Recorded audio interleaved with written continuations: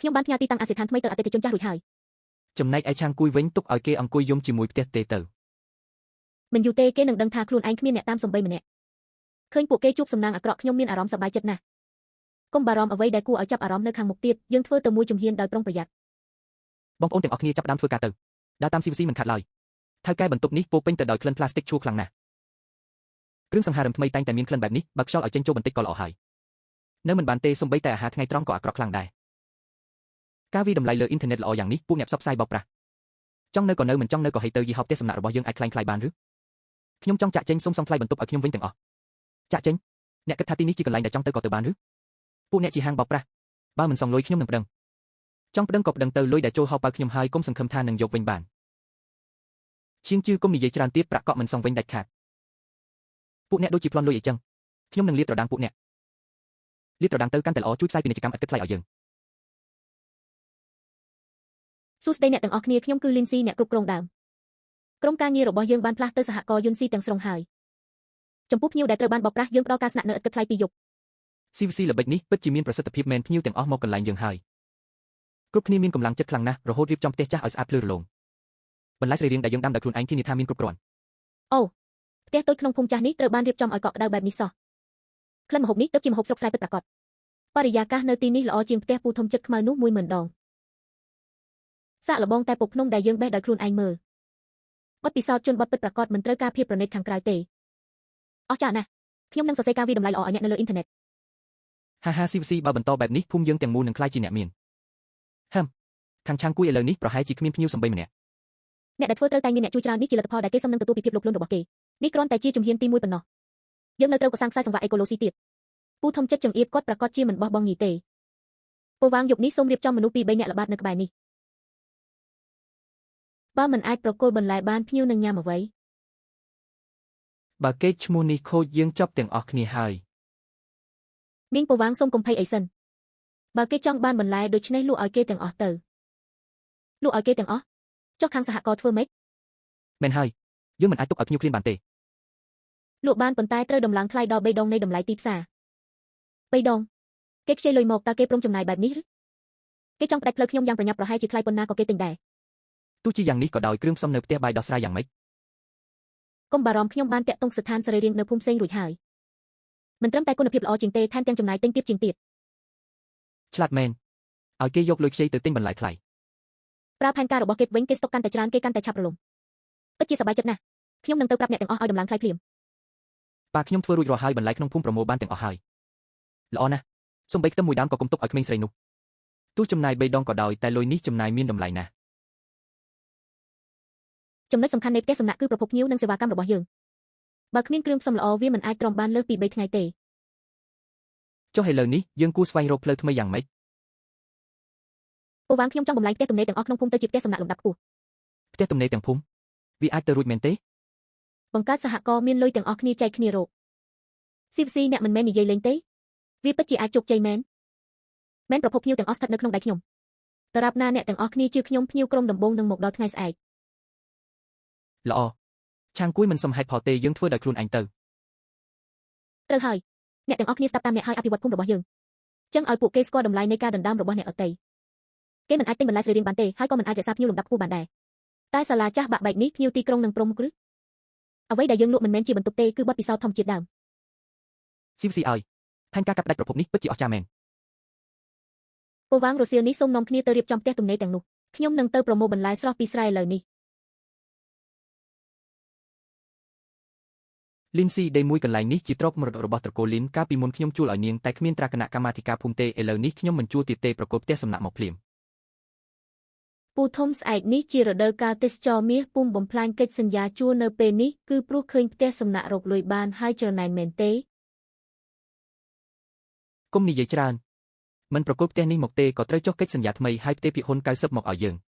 បើមិនដូច្នោះទេថ្ងៃនេះយើងនឹងដេកនៅសាលនេះមិនទៅណាទេ90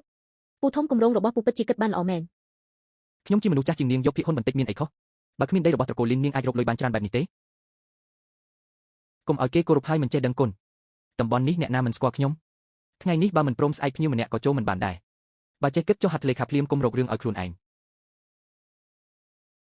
ដូច្នេះពួកលោកចង់បានប្រភពភ្ញៀវក្នុងសប្តាហ៍មាសនេះបាន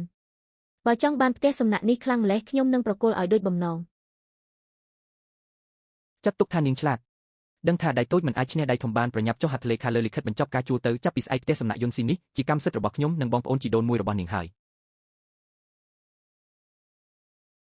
យខ្ញុំចុះហត្ថលេខាហើយផ្ទះទេនេះជារបស់ពួកលោកប៉ុន្តែអ្វីដែលជារបស់ខ្ញុំនឹងយកទៅទាំងអស់ចាប់ពីស្អែកទៅគ្រួសារយើងទាំងពីរគ្មានតាក់ទងអ្វីនឹងគ្នាទៀតទេយកទៅក៏យកទៅសម្លៀកបំពាក់ចាស់ប៉ុន្មានឈុតអ្នកណាចង់បានដរាបណាស្លាកយីហោនិងទីតាំងនេះនៅមានលុយនៅតែរកបានឥឡូវនាងអាចចេញទៅបានហើយកុំមករំខានភ្នែកយើងជូនដំណឹងដល់បុគ្គលិកទាំងអស់ចាប់ផ្ដើមផែនការដកខ្លួនគ្រឿងតុបតែងនិងឧបករណ៍មានតម្លៃទាំងអស់ត្រូវរុះរើយកចេញយប់នេះត្រូវជញ្ជូនចេញឲ្យអស់ទុកតែសម្បុកទេប៉ុណ្ណោះបន្លាចអ្នកណាយកគ្រឿងសង្ហារឹមប៉ុន្មានមុខចេញអាចប៉ះពាល់ខ្ញុំបានឬដរាបណាអគារនៅមានស្អែកភ្ញៀវនៅតែចូលស្នាក់នៅគ្មាននាងក្រុមគ្រួសារលីនរបស់យើងក៏នៅតែរកលុយបានច្រើនពូធំការធ្វើជំនួញមិនអាស្រ័យលើផ្ទះទេមួយក្នុងទេសូម្បីតែខ្សែសង្វាក់គុតគង់ក៏ពុំយល់ផងហើយហ៊ានទទួលបន្តសង្ឃឹមថាស្អែកពេលទទួលភ្ញៀវពូនៅអាចសាច់បានប៉ុន្តែទឹកពីប្រឡាយចោលនោះហូរទៅស្ទឹងរបស់ភូមិឯណោះអញ្ចឹងកាន់តែល្អទឹកពុលទាំងអស់នឹងហូរទៅសហករណ៍របស់លីនស៊ីដល់ពេលនោះក្លិនស្អុយពេញមេឃខ្ញុំចង់ឃើញអ្នកណានៅហ៊ានទៅស្នាក់នៅទីនោះទៀតនេះហៅថាបាញ់មួយបានពីរទាំងបានលុយធំសងបំណុលទាំងបំផ្លាញនាងបានទៀតថៅកែវ៉ាងនិយាយហើយឲ្យបង្ហូរចោលពេលយប់ធ្វើឲ្យគ្មានអ្នកណាដឹងល្អបើអ្នកភូមិគ្មានមេត្តាចំពោះយើងក៏មិនទោសថាយើងគ្មានមនុស្សធម៌ថៅកែលីននេះជាសាច់ប្រាក់200,000យន់គ្រប់គ្រាន់សម្រាប់ជួលទីធ្លាខាងក្រោយរបស់លោកបេថ្ងៃហើយទេថៅកែវ៉ាងពិតជាមនុស្សចិត្តទូលាយជួយពេលលំបាកមែនចាំទុកក្នុងចិត្តយកលុយហើយត្រូវបិទមាត់ឲ្យចិត្តបើមានរឿងអ្វីខ្ញុំមិនស្គាល់លោកទេសូមកុំបារម្ភទីធ្លាខាងក្រោយខ្ញុំភ្ជាប់នឹងប្រឡាយជ្រៅមិនទុកស្នាមអ្វីឡើយកិច្ចសន្យាចុះហត្ថលេខាហើយឲ្យឡានលោកចេញទៅរថយន្តដឹកធំរបស់ខ្ញុំនឹងចូលភ្លាមគ្មានបញ្ហាខ្ញុំនឹងទៅបើកទ្វារដៃធំខាងក្រោយឥឡូវនេះប៉ាឡាននេះផ្ទុកបានច្រើនណាស់គ្រប់គ្រាន់ធ្វើឲ្យស្ទឹងខាងក្រោមខ្មៅទាំងមូលខ្មៅទើបល្អស្អែកសហករណ៍នោះនឹងក្លាយជាបន្ទប់ឧស្ម័នពុលលីនស៊ីឲ្យលីនស៊ីលើកនេះខ្ញុំចង់ឃើញនាងនៅអាចធ្វើខ្លួនខ្ពស់បានទៀតឬអត់ស៊ីមិនទាន់សម្រាប់ទេអ្នកយាមភូមិយប់នេះទើបរកឃើញអ្វីមិនប្រក្រតីមានរថយន្តធំៗជាច្រើនគ្មានស្លាកលេខលួចចូលទៅទីធ្លាខាងក្រោយផ្ទះចាំងគួយរថយន្តធំគ្មានស្លាកលេខពេលនេះទៅផ្ទះគាត់ធ្វើអីនោះជារឿងធម្មតាកាត់ផ្លូវផ្គត់ផ្គង់របស់នាងភ្ញៀវនឹងរត់អស់ភ្លាមប៉ាត្រីគុយមានតម្លៃដែលទើបទិញបានដឹកមកដល់ហើយទៅមើលត្រីនាំលៀបរបស់យើងសម្បត្តិប្រចាំហាងមើលលំនាំវាសិនត្រីមួយក្បាលក៏អាចចិញ្ចឹមយើងបានមួយឆ្នាំដែរមានស្រះត្រីគុយប៉ុន្មាននេះជួយលើកមុខមាត់យើងប្រកាសជាងើបឡើងវិញទៅឲ្យចំណីត្រីថ្លៃបន្ថែមឲ្យវាមានកម្លាំងបន្តិចកុំបារម្ភខ្ញុំនឹងថែទាំកំណប់ទាំងនេះឲ្យបានល្អជនបទដូចលីនស៊ីតែធ្លាប់ឃើញរបស់ថ្លៃថ្នូរបែបនេះឯណាចាំនាងខ្សែធនទៅខ្ញុំនឹងសាយចំអកឲ្យនាងទល់មុខខ្ញុំគិតថានាងកំពុងលាក់ខ្លួនយំព្រោះគ្មានបន្លែសម្រាប់ចំអិនទេនេះហើយហៅថាកម្លាំងពិតនាងយកអីមកប្រកួតជាមួយខ្ញុំឪពុកពិតជាឆ្លាតមែនផែនការនេះកាត់ផ្តាច់ចំណុចសំខាន់របស់នាងដោយផ្ទាល់សៀវស៊ីចាំងខ្វៃពិតជាបានទិញបន្លែក្នុងតម្លៃ3ដងមែនស្ថិតក្នុងការរំពឹងទុកហើយគេប្រញាប់ប្រញាល់ចង់កំទេចយើងរហូតបាត់ស្មារតីគាត់ថែមទាំងចំណាយលុយច្រើនសាងសង់ស្រះត្រីចិញ្ចឹមត្រីគោមានតម្លៃថ្លៃទៀតផងហាគាត់សបផ្សាយគ្រប់ទីកន្លែងថានឹងដណ្ដើមភ្ញៀវទាំងអស់ត្រឡប់ទៅវិញដណ្ដើមភ្ញៀវដោយពឹងតែត្រីប៉ុន្មានក្បាលនឹងបន្លែលួយនៅក្នុងឃ្លាំងនោះឬមែនហើយបើគ្មានសេវាកម្មល្អភ្ញៀវនឹងជឿជាក់យ៉ាងម៉េចអ្នកស្រីលីនផ្លែឈើនិងបន្លែនៅទីនេះផ្អែមជាងនៅភោជនីយដ្ឋានធំទៀតសំណាងហើយដែលបានផ្លាស់មកនៅទីនេះផ្ទះសំណាក់ខាងនោះឥឡូវធំក្លិនស្អុយពេញទៅហើយហេសំហើយដែលពួកគេដួលរំរកស៊ីដោយចិត្តខ្មៅពេកសៀវស៊ីអាយុជីវភាពរបស់អ្នកភូមិយើងលើកនេះទីបំផុតត្រូវបានរក្សាទុកយ៉ាងរឹងមាំហើយពូវ៉ាងកាន់តែស្ថិតក្នុងពេលស្ងប់ស្ងាត់បែបនេះយើងកាន់តែមិនអាចធ្វើប្រហែសបានទេមនុស្សដូចពូធំពេលដល់ផ្លូវតច្រកប្រហែលជាអាចបង្ករឿងផ្សេងទៀតដោយសម្ងាត់នៅខាងក្រៅសុទ្ធតែជាមនុស្សកាន់បដាហសេថាជំពាក់លុយត្រូវសងលុយពួកគេនិយាយថាបើមិនសងលុយទេស្អែកនឹងដាក់ពាក្យទៅតុលាការសុំរឹបអូសទ្រព្យហើយភ័យអីដរាបណាដីនេះនៅជារបស់យើងខ្ញុំមានវិធីរកលុយជានិច្ចរកលុយកន្លែងខូចនេះឥឡូវសំបីខ្មោចក៏មិនមកផងតើរកយ៉ាងម៉េចធ្វើអាជីវកម្មធម្មតាគឺមិនអាចទៅរួចទៀតទេប៉ុន្តែមានមនុស្សខ្លះត្រូវការកន្លែងសម្ងាត់គ្រាន់តែហ៊ានតម្លៃជួលមួយយប់ក៏គ្រប់គ្រាន់សម្រាប់សងបំណុលទាំងអស់ហើយ Hello លោកវ៉ាងមែនទេលោកធ្លាប់និយាយថាកំពុងខ្វះកន្លែងសម្ងាត់សម្រាប់បង្ហូរសំណល់សួនខាងក្រោយខ្ញុំបិទចិត្តទាំងស្រុងហើយភ្ជាប់ទៅប្រឡាយសម្រាប់ក្រោយភ្នំធានាសុវត្ថិភាពត្រូវហើយថ្លៃជួលបងភ្លាមយប់នេះលោកអាចបើកឡានដឹកធំមកបានឪពុកឈួតហើយឬឲ្យរោងចក្រគីមីបង្ហូរសំណល់ចូលអីយើងពួកគេបើមិនសងបំណុលទេយើងនឹងត្រូវដេកតាមផ្លូវហើយនាំពួកអនពៀមកបង្ករឿងពូធំពិតជាតច្រកហើយ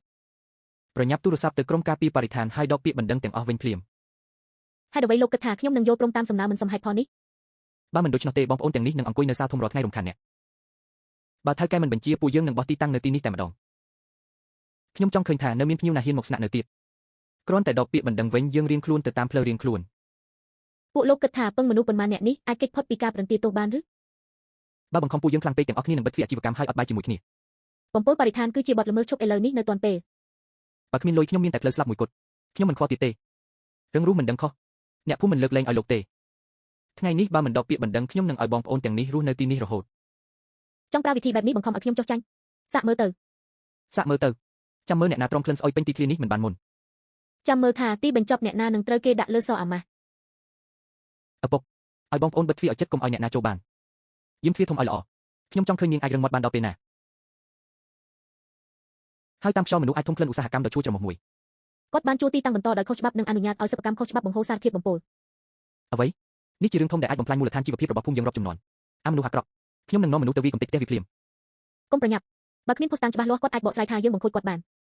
នេះគឺជាភ្នូរដ៏ជ្រៅបំផុតដែលគាត់ជីកសម្រាប់ខ្លួនឯងពូវាងនាំមនុស្សទៅទំនប់ទឹកភូមិភ្លាមកាត់ដាច់ការបង្វែរទឹកទាំងស្រុងកុំឲ្យសារធាតុបំពុលរាលដាលដល់សហគមន៍សំបីមួយយកឧបករណ៍នេះទៅកំពូលភ្នំខាងក្រោយហើយថតដំណើរការបង្ហូរសំណល់ទាំងមូលឪពុកក្លិននេះខ្លាំងពេកស្ទើរតែបើកភ្នែកមិនរួចស្អុយបន្តិចខ្លាចអីមើលលុយក្នុងប្រអប់នេះសិនក្រអូបប៉ុណ្ណាមានលុយទាំងនេះស្អែកយើងអាចបំបត្តិម្ចាស់បំណុលទាំងអស់បានមិនត្រឹមតែសងបំណុលបានទេថែមទាំងសល់ទុនបង្វិលទៀតផង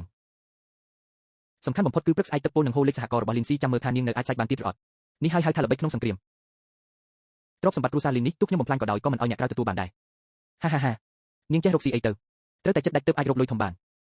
ស្អែកជាថ្ងៃដែលនាងបាត់បង់កិត្តិយសហើយលុតជង្គង់សុំខ្ញុំហើយសូមមើលផែនទីប្រព័ន្ធទឹករបស់ភូមិនេះគាត់កាត់បំពង់មួយណា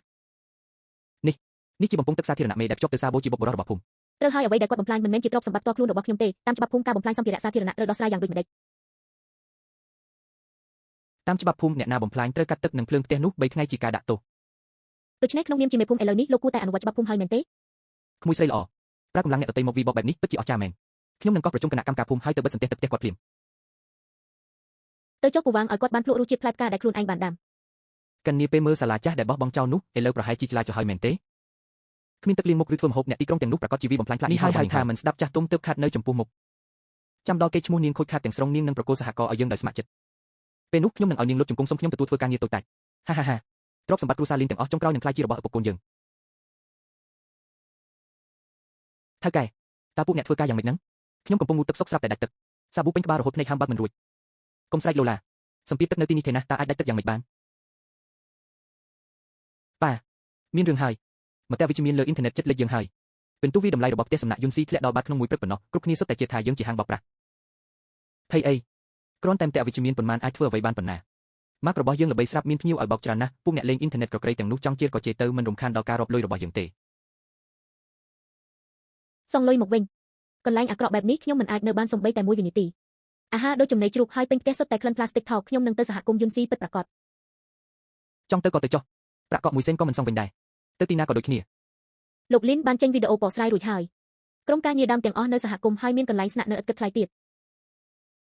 ប៉ានាងអាក្រក់នោះកំពុងដណ្ដើមភ្ញៀវយើងតាមអ៊ីនធឺណិតហើយថែមទាំងធ្វើកម្មវិធីស្នាក់នៅឥតគិតថ្លៃទៀតភ្ញៀវរត់អស់ហើយសំហើយដែលគ្មានអ្នកមករកស៊ីជាមួយពួកអ្នកពួកបោកប្រាស់លីនស៊ីជីជន់ក្បត់មែនទៅបើកសហគមន៍នៅសាលាចាស់ដែលគេបោះបង់ចោលមានអនាគតអីខ្ញុំចង់ឃើញថានាងយកអីមកទទួលភ្ញៀវច្បាស់ជាបិទទ្វារឆាប់នេះប៉ាត្រីគួយថ្លៃរាប់សែនយ៉នងាប់អស់ហើយទឹកអាវកាឡាំងនេះចិញ្ចឹមត្រីប្រណិតមិនបានទេវាងាប់អស់ហើយប្រាក់កម្ចីការប្រាក់ខ្ពស់ដែលយើងខ្ចីមកខាត់អស់ហើយលុយសន្សំរបស់ខ្ញុំឲ្យ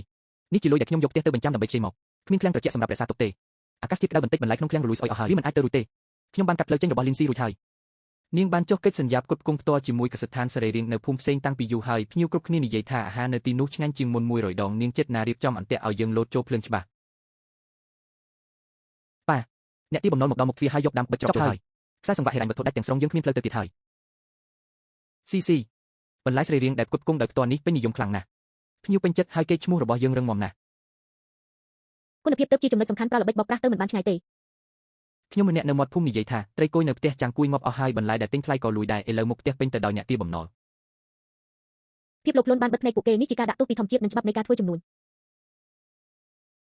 មែនហើយច្បាស់ជាអ្នកមិនចេះប្រើស្វីចកម្រិតខ្ពស់របស់យើងទេចម្លែកណាស់ហេតុអ្វីសំបីតែបំពង់ទឹកនៅផ្នែកទទួលភ្ញៀវក៏មិនបានបង់ថ្លៃទឹកទេក្រុមហ៊ុនទឹកអាកាបផ្គត់ផ្គង់ហើ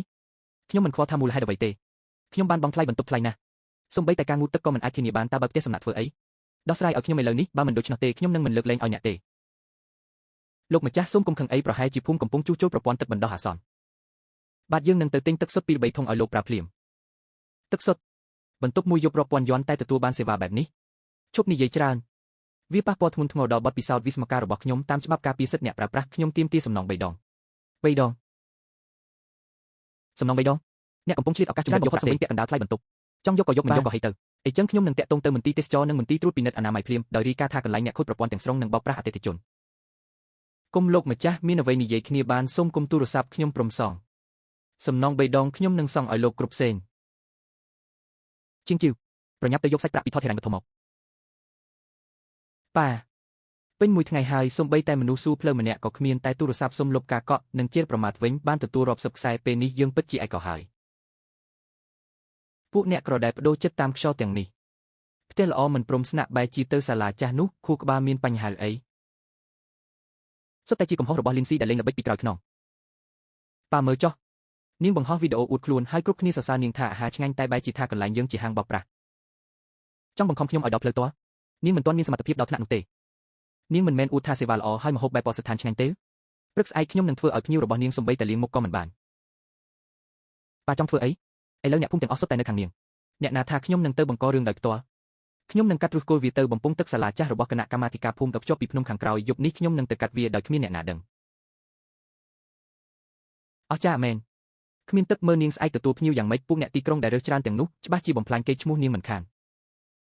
ទៅយកដង្កាប់កាត់បំពង់ធំមកយប់នេះយើងត្រូវកាត់ផ្លូវរស់របស់នាងឲ្យដាច់ទាំងស្រុងប៉ាការប្រាក់នេះខ្ពស់ពេកហើយខែក្រោយនឹងការទ្វេដងទៀតភ័យអីបើអាចបំផ្លាញលីនស៊ីបានលុយប៉ុណ្ណឹងគិតអីតែយើងគ្មានភ្ញៀវសោះតើយកអីទៅសងបំណុលនេះពេលមានលុយយើងនឹងជួសជុលតុបតែងឲ្យប្រណីតឡើងវិញខ្ញុំថែមទាំងកំងត្រីគួយថ្លៃមួយក្រុមមកលម្អទៀតផងមែនហើយអ្នកទីក្រុងចូលចិត្តរឿងបែបនេះណាស់គេហៅថាថ្នាក់ខ្ពស់ដរាបណាមុខមាត់មើលទៅប្រណីតមិនខ្វះភ្ញៀវឲ្យយើងរកលុយទេទៅប្រាប់កសិករដាំបន្លែក្នុងភូមិថាអ្នកណាហ៊ានលក់បន្លែឲ្យលីនស៊ីគឺប្រឆាំងនឹងខ្ញុំនឹងធ្វើឲ្យគេរស់នៅភូមិនេះមិនបានយល់ហើយខ្ញុំនឹងប្រើឋានៈជាចាស់ទុំទៅសង្កត់ពួកគេត្រូវតែកាត់ផ្តាច់ប្រភពគ្រឿងផ្សំរបស់គាត់ឲ្យគាត់សំបីតែធ្វើម្ហូបក៏មិនបានកុំបារម្ភប៉ាលើកនេះខ្ញុំនឹងបង្ខំគាត់ឲ្យដល់ផ្លូវតច្រកមេភូមិចាំងគួយកំពុងរារាំងមិនឲ្យគេដឹកបន្លែមកទេបុរសម្នាក់នេះចង់បំផ្លាញសហគមន៍របស់យើងឲ្យដួលរលំតែម្ដងគាត់និយាយថាអ្នកណាហ៊ានលក់បន្លែគាត់នឹងនាំគ្នាទៅរករឿងដល់ផ្ទះរាល់ថ្ងៃមានរឿងអ្វីកើតឡើងហេតុអ្វីបានជាគ្រប់គ្នាមកជុំគ្នានៅទីនេះស៊ីទីបំផុតនាងមកដល់ហើយការផ្គត់ផ្គង់បន្លែរបស់យើងត្រូវបានកាត់ផ្តាច់ហើយចាំងគួយប្រើឋានៈជាចាស់ទុំបង្ខំឲ្យអ្នកភូមិលក់បន្លែគាត់យកលុយហើយចេញទៅឲ្យលឿនពិតជាសំណាងអាក្រក់បំផុតហាងអាក្រក់នេះសំបីតែសងលុយឲ្យខ្ញុំក៏ដោយខ្ញុំក៏មិនមកជាលើកទី2ដែរអុយព្រះអើយនេះជាប្រាក់បង្វិលចុងក្រោយដែលខ្ញុំមានហើយប្រញាប់ទៅស៊ើបមើលថាអ្នកណាជាអ្នកបិទទឹករបស់យើងប៉ានេះជាសារសម្លេងជូនដំណឹងពីគណៈកម្មាធិការភូមិដែលផ្ញើមកដោយលោកវាំងនៅចុងភូមិបើកសម្លេងឲ្យទាំងអស់គ្នាមើលថាមានរឿងអ្វីកើតឡើងចាំងគួយអ្នកបានបំផ្លាញបំពង់ទឹកសាធារណៈរបស់ភូមិដោយចេតនាហើយមានភស្តុតាងច្បាស់លាស់តាមការបោះឆ្នោតរបស់អ្នកភូមិទាំងអស់និងអនុលោមតាមបទបញ្ញត្តិភូមិផ្ទះសំណាក់របស់អ្នកត្រូវបានផ្តាច់ទឹកជាបង្ខំរយៈពេល3ថ្ងៃមិនបានជាបែបនេះគេដឹងបានយ៉ាងម៉េចថាជាពួកយើងធ្វើក្មេងស្រីនោះហ៊ានដាក់អន្ទាក់ខ្ញុំផ្តាច់ទឹក3ថ្ងៃភ្ញៀវក្នុងផ្ទះសំណាក់ទាំងអស់មិនរត់អស់ទេទើបតែសងសំណងអស់ច្រើនលុយប្រាក់បង្វិលឥឡូវដាច់ទាំងស្រុងហើយប៉ាលុយដែលខ្ចីទិញគ្រឿងសង្ហារឹមពីមុនម្ចាស់បំណុលកំពុងទារការប្រាក់ហើយឥឡូវគ្មានចំណូលសំបីតែ1សេនតើយើងយកអីទៅសងបំណុលកុំភ័យទោះត្រូវខ្ចីលុយបន្ថែមក៏ខ្ញុំត្រូវតែឆ្លងកាត់សប្តាហ៍មាសនេះឲ្យបានទៅរកគេខ្ចីលុយបណ្ដោះអាសន្ននៅទីប្រជុំជនហើយជួលរថយន្តដឹកទឹកក្នុងតម្លៃខ្ពស់ទោះត្រូវលក់អស់ទ្រព្យសម្បត្តិក៏ដោយខ្ញុំមិនអន់ក្បាលចំពោះលីនស៊ីនោះដាច់ខាតបានខ្ញុំនឹងទៅខ្ចីលុយឥឡូវនេះត្រូវតែយកមុខមាត់មកវិញអ្នកគ្រប់គ្រងស្រីហេតុអ្វីកន្លែងនេះស្រាប់តែដាច់ទឹកខ្ញុំកំពុងកក់សក់ពាក់កណ្ដាលផ្លូវនៅពេញក្បាលសុទ្ធតែពុះសាប៊ូអូយច្បាស់ជាបំពង់ទឹកនៅភ្នំខាងក្រោយមានបញ្ហាហើយធ្វើម៉េចទៅភ្ញៀវនៅរោងចាំងងូតទឹកនឹងញ៉ាំបាយផងអ៊ំលីកុំភ័យអ្វីស្ថិតក្នុងផែនការរបស់យើងហើយទៅបង្វិលរកអណ្ដូងបុរាណអាយុរាប់រយឆ្នាំនៅក្រោយផ្ទះឡើងមកសូមអភ័យទោសផងថ្ងៃនេះជាថ្ងៃបទពិសោធន៍ពិសេសរបស់យើងបានរៀបចំកម្មវិធីទាញទឹកពីអណ្ដូងបុរាណបែបធម្មជាតិអ្នកទាំងអស់គ្នាអាចប្រើធុងឈើដងទឹកផ្អែមសម្រាប់លាងសម្អាតខ្លួនទាញទឹកពីអណ្ដូងបុរាណនៅទីក្រុងចង់ចំណាយលុយក៏រកបទពិសោធន៍បែបនេះមិនបានដែរគួរឲ្យចាប់អារម្មណ៍ណាស់នាំពួកយើងទៅសាកល្បងភ្លាមគ្មានបញ្ហាទេទឹកអណ្ដូងដែលទើបដងឡើងមកយកទៅឆុងតែកាន់តែក្រអូបអែមស៊ីមកមើលនេះវាច្បាស់ជាត្រូវបានបំផ្លាញដោយដង្កាប់បំពង់ធំស្នាមកាត់គ្រឿងបែបនេះមើលមួយផ្លែក៏ដឹងថាជាស្នាដៃរបស់ពូធំនិងកូនប្រុសគាត់មនុស្សអាក្រក់ទាំងពីរនាក់នេះដើម្បីបង្ខំយើងពួកគេហ៊ានប្រើវិធីសាហាវបែបនេះខ្ញុំនឹងនាំគ្នាទៅផ្ទះចាំងគួយឥឡូវនេះដើម្បីគិតគូរជាមួយគាត់ពូវាងមិនចាំបាច់ទៅឆ្លោះទេធ្វើបែបនោះមានតែធ្វើឲ្យយើងខាតលើកនេះពូធំកំពុងដើរចូលផ្លូវតដោយខ្លួនឯងត្រីគយថ្លៃទាំងនោះងាយរងគ្រោះណាស់ហើយត្រូវការគុណភាពទឹកខ្ពស់ខ្លាំងគុណភាពទឹកក្នុងភូមិយើងមិនមែនទីមកពីភ្នំខាងក្រោយទាំងអស់ទេត្រូវហើយទឹកប្រភពពីភ្នំខាងក្រោយមានជាតិអាល់កាឡាំងខ្លាំងសំតែសម្រាប់ស្រោចដំណាំប៉ុណ្ណោះយកទឹកអាល់កាឡាំងខ្លាំងទៅចិញ្ចឹមត្រីគយនាំចូលមិនមែនស្មើនឹងរកសេចក្តីវិនិច្ឆ័យទេដូច្នេះហើយបានជាខ្ញុំនិយាយថាគាត់គ្មានចំណេះដឹងមើលតែសម្បកក្រៅមិនសមនឹងបរិស្ថានទេត្រីទាំងនោះមិនអាចរស់លើពី2ថ្ងៃឡើយអីចឹងលុយដែលគាត់ខ្ចីមកវិនិយោគមិនខាត់អស់ទេតម្លៃនៃការវិនិយោគដោយនៅតងគាត់ត្រូវទទួលខុសត្រូវដោយខ្លួនឯងពិតជាធ្វើបាបខ្លួនឯងមែនសំនឹងទទួលលទ្ធផលបែបនេះចាំត្រីញាប់បន្លែលួយអ្នកទាបំណុលនឹងមកដល់មុខទ្វារដល់ពេលនោះខ្ញុំចង់ឃើញថាគាត់យកអីមករក្សាផ្ទះសំណាក់អាក្រក់នោះសន្លឹកពីចុងក្រោយរបស់គាត់បានប្រើអស់ហើយបន្ទាប់មកដល់វិញយើងប្រមូលសំណាញ់វិញ ប៉ាហេតុអ្វីត្រីទាំងនេះមើលទៅចម្លែកទើបតែបដូរបរិស្ថានថ្មីទេសម្រាប់ខ្លួនប៉ុន្មានថ្ងៃក៏ល្អហើយកុំធ្វើអ្វីឲ្យភ្ញាក់ផ្អើលពេកតែហេតុអ្វីពួកវាទាំងអស់គ្នានៅបាតទឹកមិនកម្រើកសោះភ្ញៀវសំខាន់ចិត្តមកដល់ហើយប្រញាប់ជូតសារទទួលភ្ញៀវម្ដងទៀតបានហើយមានរបស់មានតម្លៃទាំងនេះថ្ងៃនេះប្រកាសជាចំណេញធំលីនស៊ីចាំមើលខ្ញុំជន់នាងនៅក្រោមជើងវិញទៅខ្ញុំនឹងដាក់ឯកសារទាំងនេះទៅក្រុមការងារបរិស្ថានដើម្បីបើកសំណុំរឿងឲ្យពួកគេបិទសិប្បកម្មខុសច្បាប់នោះជារៀងរហូតទៅពូធំគិតថាអាចបោកភ្នែកមនុស្សទាំងអស់បានពិតជាល្ងងមែនហេលើកនេះចាំមើលថាគាត់នៅអាចយកអំណាចជាចាស់ទុំមកគំរាមគេទៀតបានឬអត់ទោះស្ដេចឋានស៊ូកមកផ្ទាល់ក៏ជួយគាត់មិនបានដែរភាពលោភលន់បានលេបត្របាក់គាត់អស់ហើយការបំផ្លាញគ្រាន់តែជាបញ្ហាពេលវេលាប៉ុណ្ណោះប៉ាលុយបានមកហើយតើខាងក្រៅស្អុយខ្លាំងណាស់ដរាបណារកលុយបានទោះនៅក្បែរលូទឹកស្អុយខ្ញុំក៏នៅតែសាច់បានដែរក្លិនស្អុយធ្វើឲ្យខ្ញុំស្ទើរតែដកដង្ហើមមិនរួចហើយមនុស្សរត់អស់ហើយភ័យអីមានលុយក្នុងប្រអប់នេះថ្ងៃនេះដោះស្រាយបានទាំងអស់ពួកអ្នកទីបំណុលនៅខាងក្រៅធំក្លិនបានហើយកំពុងបង្ករឿងកាន់តែខ្លាំងពួកអ្នកក៏តែងតែធ្វើរឿងតូចឲ្យធំយកលុយបោះឲ្យពួកគេចេញទៅ Hello លោកវាងមិនបានជាមានពេលទូរស័ព្ទមកតើគាត់នាំលុយសុទ្ធមកជួលទីតាំងបន្ថែមទៀតឬហាលោកវាងតើចង់សហការគ្នាទៀតមែនទេសហការស្អីអ្នកភូមិរបស់អ្នកបានប្រកល់វីដេអូទៅក្រុមការងារបរិស្ថានរោងចក្ររបស់ខ្ញុំត្រូវបានបិទហើយពួកអ្នកក៏រួចខ្លួនមិនរួចដែរអីក្រុមការងារបរិស្ថានវាមិនអាចទៅរួចទេក្អេងក្អាងណាស់ខ្ញុំចង់ឃើញថាតើមានអ្នកណាអាចគ្រប់គ្រងពួកអ្នកបានជាងជីវឲ្យគាត់ថតឲ្យច្បាស់កាន់តែល្អមែនហើយថែមទាំងថតផ្លាកយីហោរបស់យើងចូលផងប៉ុន្តែបន្ទាប់ពីថតរួចគុំសង្ឃឹមថានឹងបានថ្លៃបន្ទប់1សេនវិញម៉េចពួកអ្នកចង់បង្ខំឲ្យខ្ញុំទិញឲ្យឃុំខ្លួនខ្ញុំទៀតឬនេះហៅថាការការពារអាជីវកម្មធម្មតានៅស្ងៀមទៅចង់ទៅក៏បានតែត្រូវបង់លុយដែលនៅសល់ឲ្យគ្រប់សិនមិនបានស្នាក់ផងត្រូវបង់លុយដែលនៅសល់ទៀតមិនទៅប្លន់តែម្ដងទៅនេះគឺសំណងសម្រាប់ការខូចខាតផ្លូវចិត្តរបស់យើងប្រញាប់ចេញផ្លូវខ្ញុំចង់ឃើញអ្នកណាហ៊ានរារាំងខ្ញុំបើមិនទុកលុយចោលទេគុំសង្ឃឹមថានឹងចេញពីទីនេះបានមួយជំហានពិតជាគ្មានច្បាប់ទម្លាប់មែនគិតថាគ្មានអ្នកណាអាចដោះស្រាយពួកអ្នកបានឬនៅក្នុងភូមិនេះខ្ញុំគឺជាច្បាប់ទៅសួរអ្នកភូមិមើលទៅជាងជីវនិយាយច្រើនធ្វើអីចាក់សោតទ្វារពួកអ្នកកំពុងឃុំខ្លួនខ្ញុំខុសច្បាប់ដោះលែងខ្ញុំចេញភ្លាមឃុំខ្លួនយើងគ្រាន់តែទទួលភ្ញៀវដោយភាពកក់ក្ដៅប៉ុណ្ណោះជួយផងនេះមិនមែនជាផ្ទះសំណាក់ទេវាជាសម្បុកចោលស្រែកទៅទោះស្រែកដាច់បំពង់ក៏គ្មានអ្នកណាមកជួយដែរកាកសំណល់ដែលបង្ហូរចេញពាក់កណ្ដាលយប់នេះតើអ្នកណាជាអ្នកធ្វើល្បិចអាក្រក់ប៉ាច្បាស់ជាលីនស៊ីមានតែនាងទេដែលមានគំនិតបែបនេះស្រីពីនេះ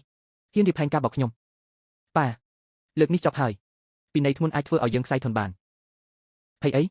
ដរាបណាដីនៅតែមានខ្ញុំមិនទាន់ចាញ់ទេតែក្រុមការងារបរិស្ថានចិត្តមកបិទកន្លែងយើងហើយទោះស្លាប់ក៏ដោយខ្ញុំនឹងអូសសហគមន៍របស់នាងឲ្យវិនិច្ឆ័យជាមួយខ្ញុំប៉ាចង់ធ្វើអីយើងប្រកួតជាមួយនាងមិនឈ្នះទេទៅយកលុយនៅទីប្រជុំជនហើយហៅពួកក្មេងទំនើង2 3នាក់មកជួយហើយក្មេងទំនើងមកធ្វើអីនេះមិនមែនជាការធ្វើខុសបន្ថែមទៀតទេឈប់និយាយច្រើនខ្ញុំនឹងបិទទ្វារកន្លែងនាងឲ្យចិត្តគ្មានអ្នកណារស់ស្រួលទេវិនិច្ឆ័យទាំងអស់គ្នាទ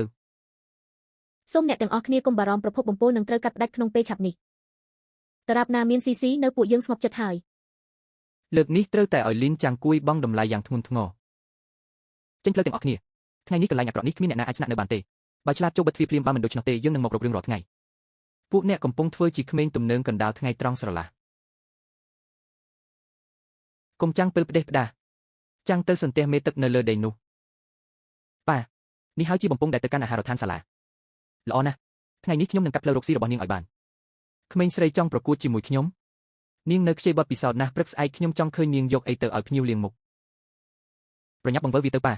បន្តិចទៀតអ្នកភូមិមកល្បាតហើយបំពង់ទឹកចាស់នេះរឹងមែនចាំមើលខ្ញុំនឹងបំបាក់វាដោយកម្លាំងខ្ញុំដរាបណាទឹកដាច់កេរ្តិ៍ឈ្មោះរបស់នាងនឹងរលំភ្លាមដល់ពេលនោះភ្ញៀវទាំងនោះនឹងត្រឡប់មករកខ្ញុំវិញដោយខ្លួនឯង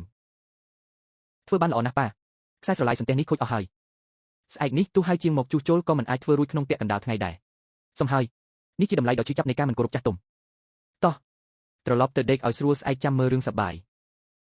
ខ្ញុំទន្ទឹងចង់ឃើញមុខនាងដែលត្រូវអន់លំទោនសុំអង្វរខ្ញុំស្អែកនេះណាផែនការកាត់ឫសគល់នេះពិតជាអស្ចារ្យបំផ្លាញនាងដោយផ្ទាល់ពេលគេឈ្មោះនាងខូចហើយខ្ញុំនឹងទិញយកសហគមន៍វិញក្នុងតម្លៃថោកបំផុតប៉ាប្រញាប់ទៅខាងនោះដូចជាមានពន្លឺពើចាំងមកហើយតោះទៅព្រឹកស្អែកចាំមើលថានាងលុតជង្គង់សុំខ្ញុំយ៉ាងម៉េចចាំងគួយពិតជាឈួតល្ងងហួសហេតុណាស់ទឹកអូរនៅភ្នំក្រោយត្រូវបានបំផ្លាញអស់ហើយទ្វារទឹកត្រូវបានបិទជិតហើយទឹកកខ្វក់មិនអាចហូរចូលបានទេប៉ុន្តែក្លិនសារធាតុគីមីដ៏ឈ្ងុយច្រមុះនោះមិនអាចលាក់បាំងបានទេដីស្រែរបស់គណៈកម្មាធិការភូមិនៅតំបន់នោះខូចខាតទាំងស្រុងហើយដំណាំដែលបងប្អូនអ្នកភូមិខំដាំទាំងលំបាកត្រូវបានបំផ្លាញអស់ហើយអ្នកទាំងអស់គ្នាកុំបារម្ភខ្ញុំមានភស្តុតាងសំខាន់រួចហើយដំណើរការបង្ហូរកាកសំណល់របស់រោងចក្រខុសច្បាប់កាលពីយប់មិញត្រូវបានថតវីដេអូទុកទាំងស្រុងល្អណាស់នេះជាភស្តុតាងរឹងមាំដូចភ្នំហើយប្រឈមមុខនឹងអំពើអាក្រក់បែបនេះយើងមិនអាចថយក្រោយទៀតបានទេអ្នកភូមិទាំងអស់ជំនឿលើចាំងគួយហើយនេះពិតជាបាបកម្មមែន អ្នកភូមិទាំងមូលគាំទ្រអ្នកត្រូវតែឲ្យគាត់បង់តម្លៃចំពោះទង្វើនេះ លើកនេះខ្ញុំនឹងធ្វើឲ្យគាត់គេចមិនរួចឡើយពីមុនវាគ្រាន់តែជាការប្រកួតប្រជែងក្នុងចំនួនប៉ុន្តែឥឡូវនេះគាត់បានឆ្លងកាត់បន្ទាត់ក្រហមហើយពួកចាស់ដូចយើងមិនអាចឲ្យគាត់បំផ្លាញភូមិនេះបានទេលិខិតប្តឹងរួមនឹងភស្តុតាងទាំងអស់ខ្ញុំបានរៀបចំរួចហើយ មនុស្សចាស់ក្មេងទាំងភូមិបានផ្តិតមេដៃរួចហើយស្ប៉ះការពីស្រុកកំណើតដល់ទីបញ្ចប់ ដរាបណាលិខិតនេះត្រូវបានដាក់ជូនគាត់នឹងមិនអាចគេចផុតបានទេ យើងមិនអាចអនុញ្ញាតឲ្យដុំមហារាជនេះបន្តធ្វើអំពើអាក្រក់ទៀតឡើយតាចាស់វាងអ្នកនាំគ្នាមករ៉ាំងខ្ញុំចង់ប៉ះបល់មែនទេអ្នកភូមិទាំងអស់នៅទីនេះគ្មានអ្នកណាអាចប៉ះពាល់សហគមន៍បានទេខ្ញុំជាចាស់ទុំត្រកូលលីនមើលថាអ្នកណាហ៊ានរារាំងខ្ញុំ ពូធំឋានៈជាចាស់ទុំរបស់លោកនៅទីនេះលែងមានតម្លៃទៀតហើយ នាងក្មេងអាក្រក់ហ៊ានប្រឆាំងចាស់ទុំផង មើលទៅក្រោយក្នុងលោកទៅអ្នកភូមិទាំងអស់បានមើលឃើញមុខមាត់ពិតរបស់លោកហើយ ចាំងគួយអំពើអាក្រក់របស់អ្នកមានច្រើនពេកភូមិនេះមិនអាចទទួលអ្នកបានទៀតទេមានន័យថាម៉េចខ្ញុំជាគ្រួសារទទួលភាគលាភធំបំផុតក្នុងភូមិនេះណាចាប់ពីថ្ងៃនេះទៅគ្រួសារអ្នកត្រូវបានដកចេញពីបញ្ជីទទួលភាគលាភប៉ាបើគ្មានភាគលាភយើងសំបីតែបាយក៏គ្មានញ៉ាំដែរភ័យអីខ្ញុំទើបចុះកិច្ចសន្យាធំមួយមានលុយច្រើនណាស់លុយសាច់ប្រាក់ក្នុងប្រអប់នោះគ្រប់គ្រាន់ឲ្យយើងរស់ស្រួលបានច្រើនឆ្នាំ ហឺលុយដែលលោកនិយាយគឺជាលុយយកខ្វក់ពីម្ចាស់រោងចក្រខុសច្បាប់នោះមែនទេ នាងដឹងបានយ៉ាងម៉េចនាងលួចស៊ើបអង្កេតខ្ញុំមែន ក្រុមការងារបរិស្ថានបានបិទរោងចក្រនោះហើយម្ចាស់រោងចក្រក៏រត់គេចបាត់ដែរ ប៉ាព័ត៌មាននិយាយថាពួកនោះទាំងអស់ត្រូវបានក្រុមបរិស្ថានគ្រប់គ្រងហើយអីចឹងលុយដែលនៅសល់របស់ខ្ញុំមិនខាត់បង់អស់ទេ លោកគួរតែបារម្ភពីប្រាក់ពិន័យជួសជុលបរិស្ថានដ៏ច្រើនសន្ធឹកសន្ធាប់ជាមុនសិន ជប់និយាយចំអល់ពួកយើងទៅភ្ញៀវសម័យនេះងាយបោកណាស់ធ្វើល្មមក៏បានហើយប្រញាប់នាំមនុស្សរបស់នាងចេញទៅកុំមករំខានការរកស៊ីរបស់យើង ខ្ញុំដឹករបស់ចេញអស់ហើយកូនសោទុកលើតចាប់ពីពេលនេះទៅជប់វាសនារបស់ផ្ទះសំណាក់យន្តស៊ីមិនពាក់ព័ន្ធនឹងខ្ញុំទៀតទេពូធំសូមជូនពរឲ្យពុកកូនទាំងពីររកស៊ីរីកចម្រើនណា កុំបារម្ភគ្មាននាងជាបិសាចជញ្ជក់ឈាមទៀតឪពុកកូនយើងនឹងរកបានច្រើនជាងមុនទៅចុះមិនជូនទេអ្នកក៏ឲ្យប៉ានាងគិតថាដឹករបស់ចេញបន្តិចបន្តួចអាចប្រឆាំងយើងបានមែននាងមិនដឹងទេថាខ្ញុំបានត្រៀមផែនការបំរុងទុករួចហើយលើកនេះនាងចាញ់ប្រកាសហើយកូនប្រុសឯងលួចធ្វើរឿងល្អអីនៅក្រោយខ្នងនាងក្នុងនេះមានអាតកំបាំងអីប្រាប់ប៉ាមកគុំធ្វើឲ្យប៉ាចង់ដឹងពេកខ្ញុំបានសូកប៉ាន់បុគ្គលិកទទួលភ្ញៀវហើយចម្លងទិន្នន័យអតិថិជនបញ្ជីភ្ញៀវដែលបានកក់សម្រាប់ថ្ងៃស្អែកទាំងអស់នៅទីនេះគ្រាន់តែតាក់ទងម្ដងម្នាក់លុយនេះនឹងក្លាយជារបស់យើងហាធ្វើបានល្អណាស់នេះហើយជាកូនប្រុសល្អរបស់ខ្ញុំទោះនាងដោះរបស់ចេញអស់ពីផ្ទះក៏ដោយចុះយ៉ាងណាដរាបណាភ្ញៀវនៅក្នុងដៃយើងនាងចាប់ហើយ បានបញ្ជីអតិថិជនហើយគិតថាឈ្នះមែនល្ងងណាស់ភ្ញៀវថ្នាក់ខ្ពស់រើសណាស់អ្វីដែលពួកគេចង់បានគឺសេវាកម្មសំបីតែក្រែក៏គ្មានផងចាំមើលថ្ងៃស្អែកពួកអ្នកដោះស្រាយយ៉ាងម៉េចលោកមេភូមិវាងខ្ញុំស៊ីស៊ីខ្ញុំបានដកខ្លួនចេញហើយសូមជូនដំណឹងដល់អ្នកទាំងអស់គ្នាថ្ងៃស្អែកបើកប្រើទីតាំងបំរុងរបស់គណៈកម្មាធិការភូមិការសម្ដែងពិតប្រាកដទើបតែចាប់ផ្ដើមប៉ុណ្ណោះ ហើយលោកសារទំនិញជុះមែនទេទឹកក្រោយថោកប៉ុន្មានមកឲ្យខ្ញុំបាត់កាន់តែថោកកាន់តែល្អគ្រាន់តែអាចដេកបានក៏គ្រប់គ្រាន់យប់នេះត្រូវដឹកមកឲ្យដល់ព្រោះព្រឹកស្អែកមានភ្ញៀវសំខាន់ចូលស្នាក់នៅចាំថ្ងៃស្អែកពេលភ្ញៀវចូលស្នាក់យើងនឹងក្លាយជាអ្នកមានហើយលីនស៊ីល្ងងនោះមានសិទ្ធិអីមកប្រកួតជាមួយខ្ញុំដើមឈើរកលុយនេះទីបំផុតនៅតែធ្លាក់មកក្នុងដៃយើងដដែលតាមបញ្ជីនេះថ្ងៃស្អែកគ្រាន់តែប្រាក់កក់ក៏អាចប្រមូលបាន1សែនយ៉នដែរបើលីនស៊ីដឹងប្រហែលជាយំរហូតសន្លប់ហើយព្រឹកស្អែកខ្ញុំនឹងឲ្យនាងដឹងថាអ្នកណាទើបជាម្ចាស់ពិតប្រាកដ